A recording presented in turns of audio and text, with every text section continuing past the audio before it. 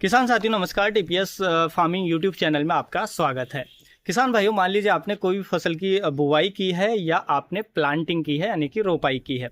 रोपाई के बाद अभी आपकी फसल 10 से 12 दिन की हुई है और अभी आपको अपनी फसल पे कोई भी रोग या कोई भी कीट नहीं दिख रहा है, तो उस कंडीशन में आपको कौन सा स्प्रे लेना चाहिए जिससे वहां से आपका प्लांट एकदम तेजी से बूस्ट करेगा, आपका प्लांट एकदम तेजी से ग्रोथ करेगा। वहां से जो बढ़वार है स्प्रे के बाद आप एकदम शानदार देखने को मिलेगी। तो वही हम बात करने वाले हैं।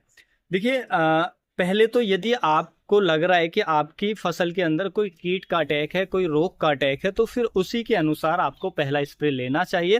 रोग का अटैक है तो उसके रिलेटेड जो भी फंजीसाइड है वो स्प्रे करें। कोई कीट आपको दिख रहा है तो उसी के रिलेटेड कोई कीटनाशक आपको पहले स्प्रे करना चाहिए।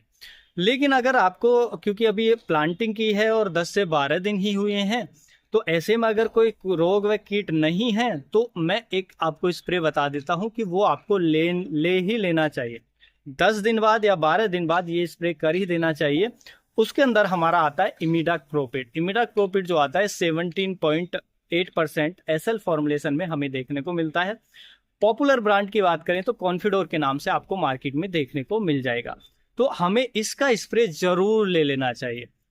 क्यों ले लेना चाहिए? क्योंकि देखिए, ये जो मैंने आपको टेक्निकल बताया, ये रस चूसक कीटों पर अच्छा काम करता है।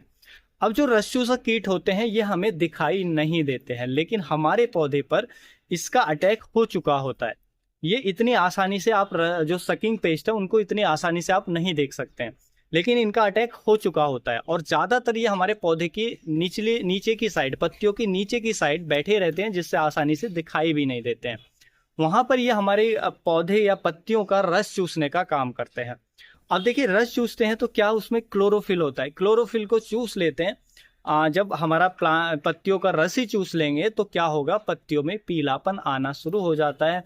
या पत्तियों की, आपको पीलापन तो इनिशियल स्टेज में नहीं दिखाई देगा, लेकिन उसकी जो ग्रोथ है वो रुक जाती है, क्योंकि प्लांट स्ट्रेस में चला जाता है, तनाव में चला जाता है। पौधे की जो ग्रोथ है वहां से रुक जाती है। वहीं पर अगर आप इमिडाक्लोपिड का स्प्रे ले लेते हैं, आप अगर 15 लीटर का टैंक है तो उसमें आप 12 ml के आसपास जो हमारा इमिडाक्लोपिड है वो डाल लीजिए, क्योंकि पौधा छोटा है। वैसे हम 1 ml पर लीटर के हिसाब से स्प्रे करते हैं, पौधा छोटा है, डोज थोड़ी कम रखेंगे। तो इस हिसाब से अगर डाल के आप एक स्प्रे ले लेते हैं तो आप देखेंगे कि आपका पौधा वहीं से, अगर 6 से 7 दिन बाद आपको इसके रिजल्ट दिखाई देने लग जाएंगे कि पौधे की जो ग्रोथ है वहां से एकदम शानदार होगी, पौधा तेजी से ग्रोथ में आएगा। तो ये आपको बेनिफिट देखने को मिलेगा। तो ये वो स्प्रे है जो आपको ले ही लेना चाहिए। प्लांटिंग के 10 से 12 दिन बाद इसके काफ़ी शानदार रिजल्ट हमें देखने को मिलते हैं। हालांकि अगर आप रासायनिक खेती नहीं करते हैं और आप ऑर्गेनिक कुछ स्प्रे करना चाहते हैं तो फिर नीम ऑयल आपके लिए बेस्ट रहेगा। आप नीम ऑयल का स्प्रे कर दें। कम से कम 1500 ppm का नीम ऑयल होना चाहिए जो आप यूज कर रहे हैं, और उसकी जो डोज है हमें 4 ml के आसपास पर लीटर के आसपास हमें डाल करके हमें पौधे पर स्प्रे कर देना चाहिए। तो भी हमारे जो सकिंग पेस्ट है वो कंट्रोल हो जाएंगे, और साथ में ये फफूंदी नाशक का भी काम करता है, कुछ हानिकारक फंगस को भी कंट्रोल करने में हेल्प करता है। इससे आपके जो पौधे की ग्रोथ अच्छी देखने को मिलेगी। और ये आप किसी भी फसल पे कर सकते हैं, कोई भी फसल की बुवाई करिए, स्पेशली वेजिटेबल्स क्रॉप यानी कि सब्जी वर्गीय फसलों के अंदर इसका उपयोग कर सकते हैं। उम्मीद है जो जानकारी है आपको अच्छी लगी होगी। जानकारी अच्छी लगी तो वीडियो को लाइक, शेयर एंड सब्सक्राइब करना बिल्कुल ना भूलें। मिलेंगे हम आपको एक और नई वीडियो में नई जानकारी के साथ। तब तक के लिए आप अपना ख्याल रखें। धन्यवाद।